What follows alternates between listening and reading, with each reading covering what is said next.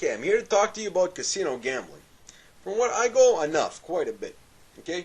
And I find there's four types of gamblers on average. First of all, you got the not crackhead gambler, but desperate gambler, compulsive gambler that's in a ton of debt, and he needs money to get himself out of debt because he's got so much debt because he's borrowed money for gambling, and he's trying to get himself out by gambling because he's down so much at this point. It's the only way to go. It's kind of too late unless he gets really lucky and wins all his money back, which is very highly unlikely.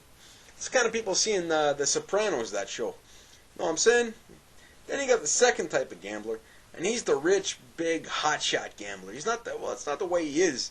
It's more the way he bets. Like, he brings a ton of money. He might blow $1,000, $2,000 in one day, no problem. And if he loses, he doesn't like to lose, of course. Nobody does. It's not the end of the world like the other gambler I was talking about, where, you know, he needs to win his money back, and it leads to suicide sometimes, which is not good. Anyways, this rich hotshot gamblers, they play the craps and roulette and baccarat, especially $100 hands in baccarat sometimes. Lay down $1,500 on the craps table, no problem. Lose it, you know, they're pissed off, but it's not the end of the world because they got lots of money. Then you got the third type of gamblers, the strategic gambler. Sorry about that. I guess I got a little stutter today. The strategic gambler. He writes everything down like he knows what's going to come up next. You know what I'm saying? Like, he'll write down at the roulette table, he'll write down, okay, red 34, black 17, black 4, 0, and, you know, 2, black, and then 0, 0 again. So he thinks he's know what's going to happen. A lot of them bet small, too, on the inside, like covering most of the numbers. And they think they're going to win that way, which is probably better to bet small, because in the end, the smaller you bet, the less you're going to lose, because, you know, you're going to be down the end, no matter what you really do. That's why the desperate gamblers don't have really a good shot, you know, at trying to win their money back. And then you got the third type of gambler. Where was I? Yeah, the third type of gambler, or fourth, forget where I am. And he's the kind of guy that comes in once a month, you know, with his buddies, maybe a Saturday night once a month or so. Go play a couple of games of roulette. Don't blow too much, maybe $100 in a night. If they win, they're happy. They buy their friends a round of booze, you know. And if they lose, no big deal. They're not that pissed off because they treat it as entertainment the way we all should, but a lot of people don't.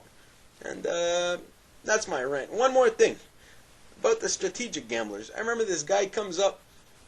We're playing craps. He bets yo, which is 11, a 5 and a 6. 11. It's pretty hard to get. It pays 15 to 1. He just walks up to the table, throws $20 on the table, 20 for yo. Oh, that's a big bet. You think he's going to lose. It's hard to get. That's pretty rare. One shot. 15 to 1. You got to get fucking, you know, that's pretty good. He hits. It goes fucking 15 to, goes 11. I go, hey, that's pretty lucky. You're pretty lucky, man. He goes, that's what you get from shooting dice for 8 years. Like you would know, eh? You could go there every fucking day. It wouldn't make a difference.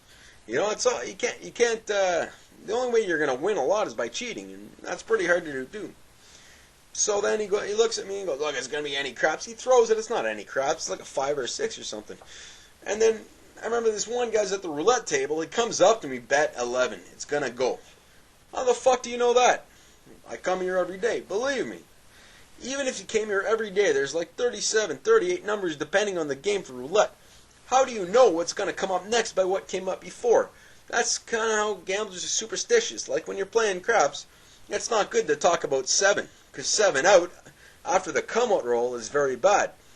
So they're very superstitious people. I even heard that if a guy's a virgin, it's bad luck at a craps table, and if the girl's the other way around, it's bad luck, because that's how society is. It's bad for a man to be a virgin. It's bad for a woman to be a slut.